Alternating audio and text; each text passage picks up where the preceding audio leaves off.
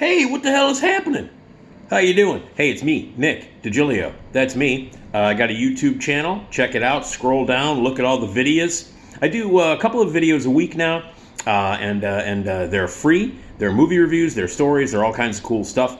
Please check out my Patreon page. That's where you can donate some dough.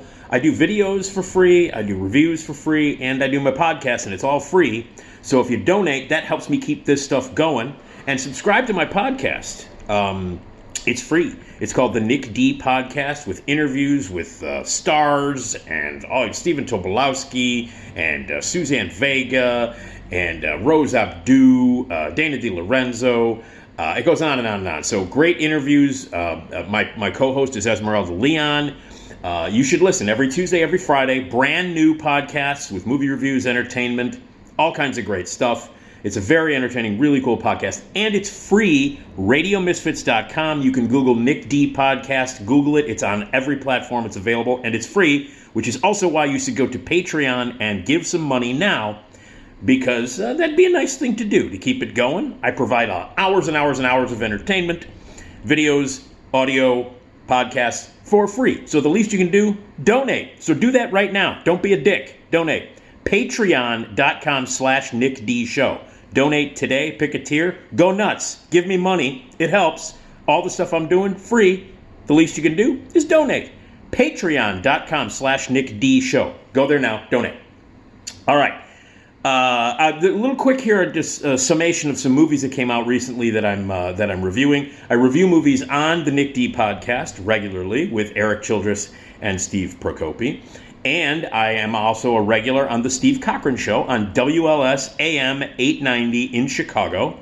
You should listen to that morning show because it's the best morning drive show in Chicago by far. Like nothing even comes close, especially the old dude that sucks on that shitty radio station that used to be good. You know which one I'm talking about. I won't say it, WGN. Anyway, it's so much better than that shit that's on that stupid station. It's amazing. Anyway, you should tune in because I'm a regular on the Steve Cochran Show, and I am the movie critic officially for that show on WLS AM 890 in Chicago and on my podcast. So, as a film critic, which I have been for 37 years, I review movies regularly. I get to see them ahead of time and all that cool stuff, and I'm going to be hosting screenings coming up. Mark it down. But anyway, so I thought I would do a little roundup of some movies that are out right now, some of the newer ones, some of the ones that are in theaters, and some of the ones that I think need to be talked about a little bit. I guess the one that everybody, that opens up this weekend, that everybody is talking about, is this new film called Don't Worry, Darling.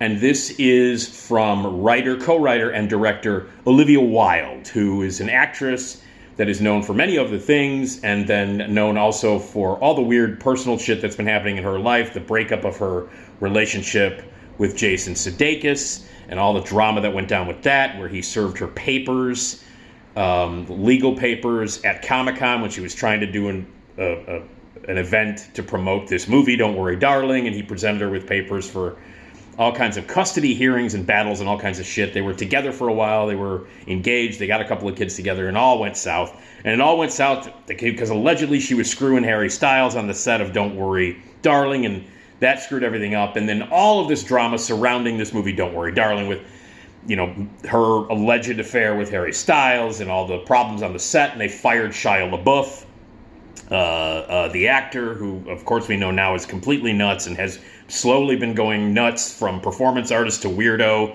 to sexual deviant to predator to all-around psycho dude, actor guy, who I used to love when he was younger. But anyway, there was all this drama about him being in the movie and then fired from the movie, or he quit from the movie, or blah, blah, blah. Florence Pugh, who is the lead in the film. There's now all this alleged tension between Olivia Wilde and Florence Pugh. Chris Pine is in the movie, and during film festival appearances, Chris Pine appeared aloof, like he didn't care. Florence Pugh would not do press conferences with the rest of the cast or Olivia Wilde. There was one press conference where it looked like Harry Styles spit on Chris Pine. Blah, blah, blah. So the point is that this movie, Don't Worry, Darling, is buzzing around, not because of the movie, but because of all the shit surrounding the movie, because of all of this drama, this soap opera, this gossip, this tabloid shit, Olivia Wilde, did she fuck around on Jason Sudeikis with Harry Styles? Did that have something to do with Shia LaBeouf being fired from the movie? Did Shia LaBeouf quit? Why is Florence Pugh acting so cold towards her? Does Florence Pugh hate the movie? What was happening on the set? It was shot during COVID, but also during all this other shit. So there's a lot of drama surrounding this. There's a lot of drama surrounding the promotion of the movie, the publicity of the movie, the premieres, the film festivals that they've gone to, the press conferences that they've had. It's all been layered with gossip and all kinds of tabloid drama from behind the scenes. And ultimately what that means is good for the movie, and the studio must love this, because Don't Worry Darling is a piece of shit. It is a terrible movie, one of the worst, most pompous, pretentious, awful, ineptly made. She's a terrible director. Like, I liked Booksmart, but Booksmart was like a really smart script, a really terrific cast, and putting the camera in front of actors and letting them do things, and then simply editing it.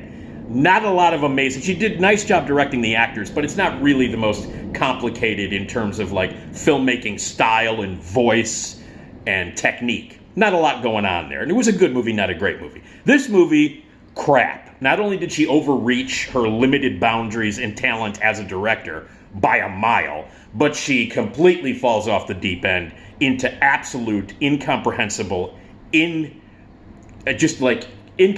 stupidity and inept filmmaking. So the studio must be thrilled about all the controversy that's happening, because otherwise they'd have nothing to promote, because the movie is shit. So the studio's like, I'm sure they're milking this for all it's worth. I'm sure that the studio is leaking stuff to the press left and right, saying, hey, what about the way that Chris Pine and Harry Styles acted at that press conference? I'm sure they leaked it. I have no doubt in my mind that people working for the studio said, hey, Harry Styles spit on Chris Pine. Let's throw that out there on the internet. Let's throw that out there in the gossip world so we can generate publicity for this really, really fucking shitty movie that we have, that we're stuck with. So at least we'll get a good opening weekend. At least people will be intrigued by the backstage politics and soap opera and gossip. And did she fuck him? And did this guy get fired? And what happened? Did he spit on blah, blah, blah? Why is the leading lady so angry? Blah, blah, blah. So the studio could not be happier with all of this publicity that they're getting because of the movie. The movie itself is a piece of shit. It is, I'm not going to go into the plot or the details of the plot. It is like a sub-level B version of a reboot of a carbon copy of a Twilight Zone episode that may have been directed by an imitation M. Night Shyamalan Ding Dong. That's what this movie is. And me saying, I guess you have to understand, I think M. Night Shyamalan is one of the worst filmmakers that's ever made movies. He's made one decent movie, and it's only because James McAvoy's a great actor. The movie was stupid, and that was, what the fuck was it even? Split. That's the only one of the M. Night Shyamalan Ding Dong movies that I can actually watch and enjoy. He is one of the worst filmmakers ever. Fuck The Sixth Sense, fuck Signs, fuck Unbreakable, fuck all of his movies. M. Night Shyamalan Ding Dong is one of the worst filmmakers in the history of the medium. Fuck him, fuck his movies. They suck. If you like them, you're wrong. He's an idiot. He sucks. He is a B-level Twilight Zone kind of director, and that's exactly what Olivia Wilde did with this movie. Her credit should read, "Oh, Wilde Shyamalan." That's what the directing credit should read, and I don't mean that as a compliment. And if you think, ooh, I want to see it because it might be like a Shyamalan Ding Dong movie, and he's good, then enjoy dropping $15. You're an idiot. Send me the $15. You know, I mean, if you want to waste your money, go ahead and do it. But Don't Worry, Darling. The studio, everybody involved, thank God for the controversy and the drama, because the movie is nil. The movie is shit. So do not see Don't Worry. Although Florence Pugh is great. Florence Pugh is great. But if you want to see Florence Pugh, then check out Little Women, or check out Fighting with My Family, or especially check out Midsommar, or Midsummer, however the fuck you want to pronounce it. But that is the movie that you should check out, definitely, is Midsummer. You want to see Florence Pugh at her best? There are plenty of other movies where you can watch the great Florence Pugh. She's one of my favorite actresses and incredibly talented. She's very good in Don't Worry, Darling, but it's a lot of energy and a lot of effort put into a shitty movie. So there's that. And then there is Blonde, which is the new film from Andrew Dominic, who is, I think, an amazingly talented, incredible director, visual artist, a weird storyteller, who has made Killing Him Softly, made Bronson, which is another movie. But he is responsible for one of the greatest movies of the past century, even before that. And it's the assassination of Jesse James by the coward Robert Ford. It's one of the best movies ever made, one of the greatest westerns ever made, and truly an incredible, jaw-droppingly beautiful work of art, a cinematic masterpiece with Brad Pitt, Casey Affleck, an incredible cast. And it is one of the best movies ever, and it bombed at the box office. Nobody went to see it. I think people have now rediscovered, if you've never seen it, The Assassination of Jesse James by the coward Robert Ford. Truly a cinematic masterpiece. One of the best movies of the past 50 years. It's an astonishingly beautiful, incredible piece of cinema, from the storytelling to the acting to the cinematography to the score to the editing. Technically flawless. A beautiful, incredible, epic, incredibly beautiful, epic masterpiece Western. Well, his latest movie is called Blonde, which is playing exclusively on Netflix. It'll be streaming on Netflix starting this coming week, and it'll be playing in theaters, in select theaters around the country. The problem with it is it's not going to be playing in a lot of theaters because the movie is rated NC-17. The dreaded, what used to be the X rating, is the NC-17, and it's rated NC-17 particularly for one scene involving JFK and a blowjob, which is one of the many incredibly uncomfortable, disturbing, deeply disturbing scenes in the film. But that's why it got an NC-17, and a lot of theaters and a lot of chains, like your AMCs and your Regals and all that other, they won't touch an NC-17 movie. They won't show it. So it's only showing up in a few theaters nationwide. It should be getting a big distribution. In Chicago, it's playing at the Landmark. It'll play at the two Landmark cinemas, I think the one in Highland Park and the one in Chicago. But no place else. The chains won't touch it. It's NC-17. It's very controversial. It's about Marilyn Monroe and her celebrity life, and all the men and the famous men that she was with or married to, and so a lot of theater chains are like, nope, NC-17, Marilyn Monroe, we're not going to touch it, and it's too bad. Now the movie's not getting good reviews. It's called Blonde, and again, it's streaming on Netflix. I think it's one of the best films of the year. Now, it is oppressive, it is depressing. It is not a pleasant experience. It's one of those movies, one of those great movies that when you watch it and you're done watching it, you're like, boy, that was great, but I'll never watch it again. That's how I feel about Blonde. It's also like Darren Aronofsky makes a lot of movies like that, where you probably won't go back and watch them a second time. I don't know a lot of people who repeatedly watch Mother. I do, because I think it's a masterpiece. Or repeatedly go back and watch The Wrestler. Or I've not seen The Whale, but I assume it's not a laugh riot. And I have only seen Requiem for a Dream one time because it completely demolished me. It killed me. And The Blonde falls into that category. It's a 2-hour and 40-minute movie it's based on a novel, Joyce Carol Oates' novel, which was made into a miniseries about 20 years ago with Poppy Montgomery. She played Marilyn Monroe in the miniseries. And the miniseries, I saw the miniseries, and it was good. She was quite good in it. And it's a different take. It's a novel. So what people need to understand is that Blonde is not based on fact. It is, in fact, a novel inspired by the life of Marilyn Monroe, the relationship she's had, the horrible experiences she had in her childhood and in Hollywood, where she was taken advantage of, she was screwed over, and how she became addicted to drugs, and the horrible, horrible life that she led. Now, it is a novel because it takes the Marilyn Monroe story and fictionalizes it to make it kind of an allegory for what happens when women particularly go to Hollywood, and what happens when damaged women who were abused or mistreated or abandoned in their life as children, and how that affects them in real life, especially in the heartless, awful world of Hollywood. And that's what the movie's about. It is beautifully shot in black and white. Some of it is shot in widescreen, some of it in different aspect ratios. It jumps between Technicolor and black and white and sepia toned. So visually it's really interesting, which is why I wish it was playing in theaters and not on Netflix. because it's so beautiful to watch. I saw it in the theater on a big screen, and to see the different use of color and black and white photography and widescreen and aspect ratio changes within the movie, beautifully done. Andrew Dominik is a visual artist. To see that all on on screen is great.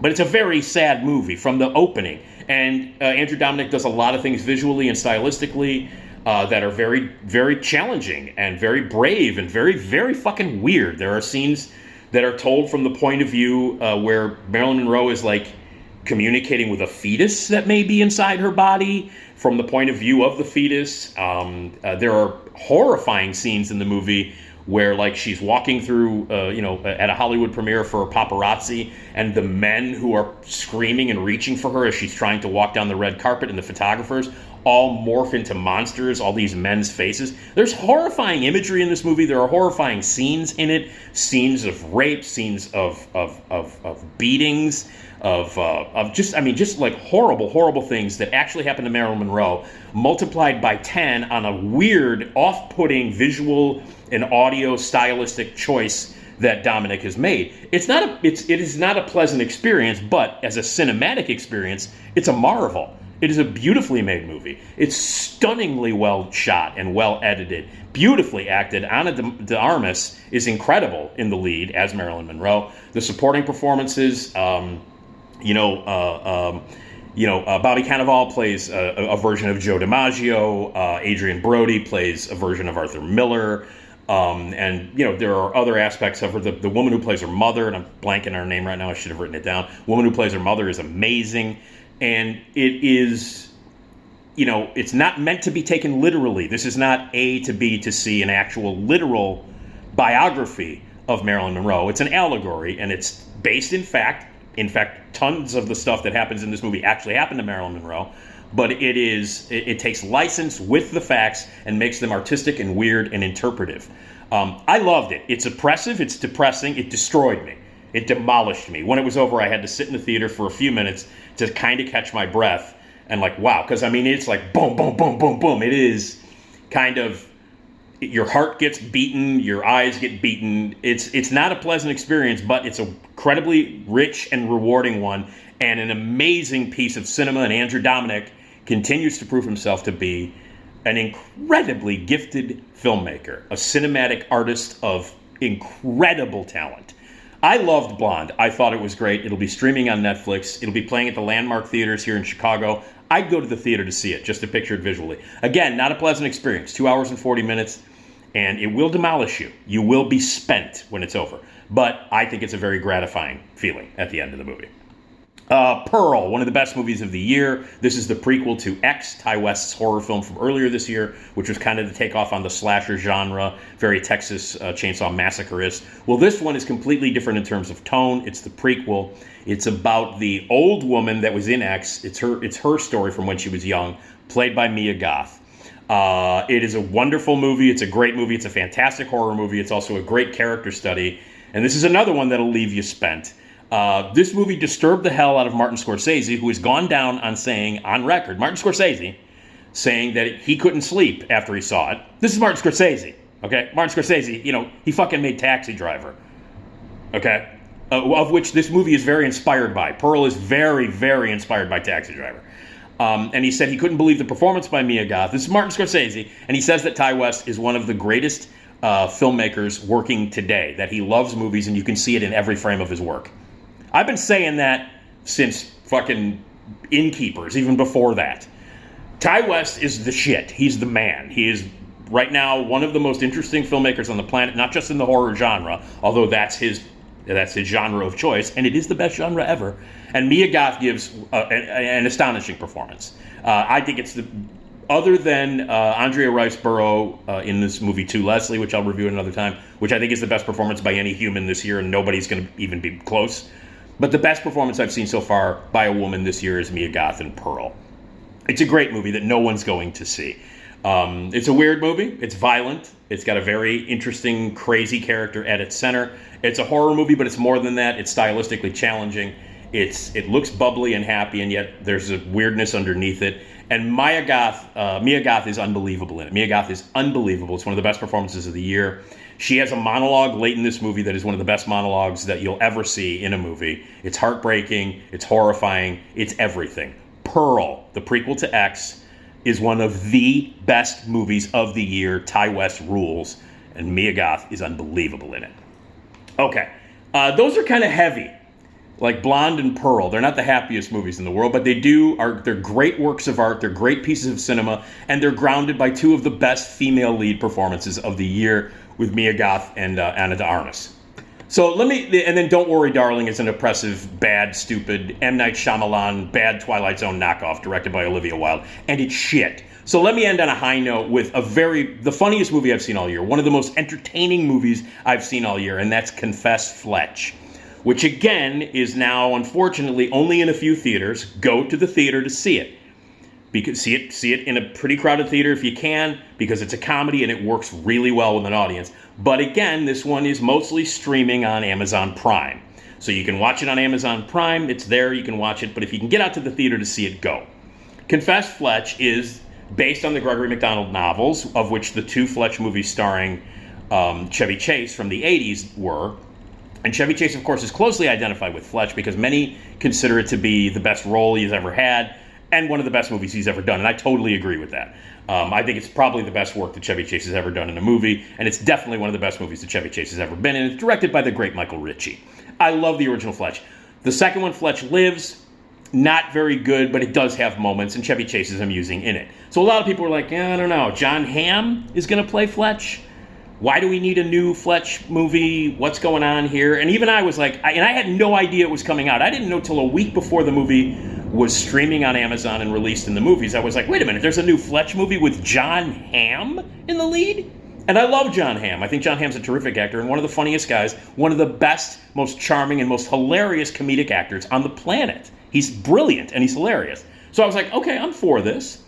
And so I watched it on the Amazon Prime, and I loved it. I thought it was really good. I liked it. I thought it was very entertaining. And then I saw it again. I had a couple hours to kill. So I went to the theater to see it, and I saw it with not a crowded house, but a pretty good, not the band. Crowded house. I didn't see it with them. Anyway, but I saw it with a pretty good-sized audience, and everybody in the room was laughing, and we were all having a good time, and it felt better. And the second time I saw it, I realized one of the best movies of the year. Confess Fletch is incredibly entertaining. It's one of the most entertaining movies that you will see all year. You will be thoroughly entertained from the first frame to the very end. And it's the funniest movie of the year. Not even close. I have not laughed harder, longer, or louder at a movie at all in 2022 than I did watching Confess Fletch. Without question, the absolute most hilarious movie that you will see this year, without question, is Confess Fletch. Greg Mottola co-wrote it. Greg Mottola directed it. Greg Mottola is, I think, one of the best comedic filmmakers on the planet. Also, just in general, a great director. Oh, look at this. I happen to have this sitting right here. He directed and wrote this movie, Adventureland, which is one of my favorite movies ever. And I think the best movie he's ever directed. He wrote and directed this, a very personal movie, a wonderful film, one of the greatest movies about being, a young adult ever made. And it's hilarious, it's wonderful, and incredible cast doing great work. He also directed Superbad, which of all the Apatow-produced stuff that came out, in that early, mid-2000s area, Superbad's one of the few that still holds up. Mottola's a great filmmaker. He's a great director, and he did a bang-up job on Confess Fletch. Great adaptation of the book, beautiful direction, and an unbelievable use of a great cast. You know the character of Fletch. He is a former reporter who always, in the books, he gets mixed up in a mystery or a murder or a theft or something. And in his snide, smartass way, he tries to solve these mysteries while being entertaining and being charming and being snarky and being an ass. And as played by Chevy Chase, it became a definitive role of his career. And now John Hamm has taken over the role, and he's fucking amazing, and he's great in it. And the mystery is fun. And the story is told very, very well, and just on the simplest of levels, incredibly entertaining, really fun movie, and hilarious from beginning to end. Like, scream, laugh, hilarious. John Hamm is great as Fletch, and I'm going to say it, it's the best Fletch movie ever made. Yep, and John Hamm, better as Fletch than Chevy Chase. Sorry, it's a fact. He's better as Fletch than Chevy Chase was. I love Chevy Chase. The difference is Chevy Chase, not really an actor, he's Chevy Chase. So he made Fletch very charming in very smart-ass Chevy Chase way. But John Hamm's like, an actor. Chevy Chase really isn't. He's always, every movie that Chevy Chase is in, he's basically playing a variation on Chevy Chase. Now, there are a couple of exceptions here and there, like Memoirs of an Invisible Man. He didn't really play Chevy Chase in that. But for the most part, when you see a Chevy Chase movie, you're getting Chevy Chase. You're getting smarmy, smartass, jag-off, smartass Chevy Chase. John Hamm's an actor. He can do comedy, he can do drama, he can play characters, he can do accents, he can do anything, and he's very strong at comedy. And his performance as Fletch in Confess Fletch is phenomenally funny. But the great thing about what Mottola does here is he makes the ensemble shine. Every single person in this movie is funny. And it's a big cast. And it's a funny cast. And every single person, from someone who's got 2 lines to someone who has got the second lead in the movie, is given a moment or many moments or several minutes to shine. Everybody in this movie has moments. Let me just mention the cast. Lorenza Izzo plays Fletch's girlfriend. She is hilarious in it. This is Eli Roth's wife. She's been in a few Eli Roth movies and has never really shown the kind of comedic range that she shows in this. She's great. Marcia Gay Harden plays the Countess in this movie. Marcia Gay Harden is fucking hilarious in this movie. It's her best performance in years. She's got a TV show that she's going to be in coming up on CBS, and I've seen the trailers for that. She looks great in that. So this could be the big comeback year for Marcia Gay Harden. Marcia Gay Harden, hilarious. Lucy Punch, one of the funniest women on the planet, who is so sorely underused in movies and on television. Lucy Punch, incredibly funny British actress. She's hilarious in this movie. Kyle MacLachlan, who plays one of the suspects, who's very like a clean freak in this movie. Kyle MacLachlan, you know Kyle MacLachlan from all the David Lynch movies and all the other shit. He's hilarious in this movie. John Slattery, John Hamm's old co-star from Mad Men, they have some scenes together in this movie, and those scenes are among the funniest things you will ever see in your life. John Slattery as his boss, fucking hilarious. John Slattery. Aidan Mayre, who was terrific in I Love That For You, the Showtime Vanessa Bayer, Molly Shannon show. She's terrific on that, and she's great. She plays like the partner of Roy Wood Jr. She plays a detective. She's hilarious in it. Dry, funny, witty, hilarious. Aidan Mayre. I mentioned Roy Wood Jr. Roy Wood Jr. plays the detective who's investigating the murders and following Fletch around. Roy Wood Jr., who you know is a stand-up comedian, political analyst, and writer and contributor to The Daily Show. Roy Wood Jr. is hilarious in this movie, and the scenes that he has with Aidan Mayre, who is his partner, are hilarious. And Annie Mumolo. Annie Mumolo, for God's sake, co-wrote Bridesmaids, terrific writer, unbelievably funny woman, great sketch comedy artist, great stand-up comedian. She has a scene in this movie with John Hamm where she's high and kind of drunk. She's got a dog that likes to pee on the floor, and she's trying to cook him dinner. It's among the funniest 10 minutes you'll ever see in a movie ever. Like, it's scream-laughingly funny. And then I want to mention, and again, all of these characters are great, and all the other supporting characters are given moments that are hilarious. Eugene Merman, who is a great stand-up comedian, a really funny guy, sketch comedy, does many voices on Bob's Burgers. He plays a security guard, like a country club yacht dock security guard.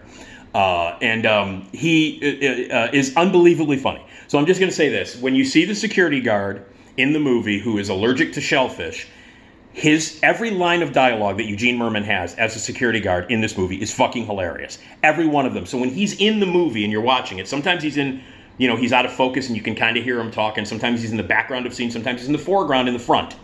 Every time he opens his mouth, listen to what he says, because every line of dialogue that Eugene Merman has as the shellfish allergic security guard is gold. Every single thing he has is hilarious. Every single thing he says is funny. And there is a moment late in the movie where all of the characters are in one kitchen. It is so beautifully structured. The laughs build up. Everybody, there's like 10 people in the scene, and it goes rapid fire back and forth between all these actors and actresses who are kicking ass comedically and beautifully cut together. And the jokes are fast and furious, and Mottola puts it together with such skill. It is beautiful to behold, just to watch the comedic filmmaking and the comic timing that's happening in terms of the writing and the performances and the way it's edited and the way it's directed. It's a class in comedic filmmaking. Like, if you wanted to show people this is how you make comedy, This is comedy acting. This is how you structure a comedic scene with many actors. Here it is, Comedy Directing 101. You watch this scene in Confess Fletch. So, again, all of these actors, Lorenza Izzo, Marcia Gay Harden, Lucy Punch, Kyle MacLachlan, John Slattery, Aidan Maori, Annie Mumolo, Annie Mumolo, Roy Wood Jr., and Eugene Merman, in addition to the great John Hamm leading the cast as Fletch. It is, without question, an incredible ensemble allowed to shine, beautifully, impeccably, brilliantly presented comedy directed by Greg Matolo, who also wrote it. And it is, without question, the funniest movie of 2022 by a landslide and the best Fletch movie ever made. If you get a chance, see it in the theaters. If not, at least watch it on Prime. Confess Fletch, one of the best movies of the year, certainly one of the most incredibly entertaining, and by far the funniest thing you will see, with a cast that is allowed to shine. It's great stuff. So anyway, that's a quick summation of 4 movies that are out right now, in theaters, streaming, all that stuff. A lot of interesting, varying stuff. Check them out, and there you go. And I'll review more movies and all that kind of stuff. Check out my podcast, Nick D Podcast, at theradiomisfits.com. Tuesdays and Fridays, new episodes. Please give, and give generously, patreon.com/Nick D Show. Donate today. And check me out on the Steve Cochran Show every other Friday, sometimes more, WLS AM 890 in Chicago on your radio dial. You can stream it, and you can get an app and all that stuff. So check it out. Thanks very much. Enjoy the veal!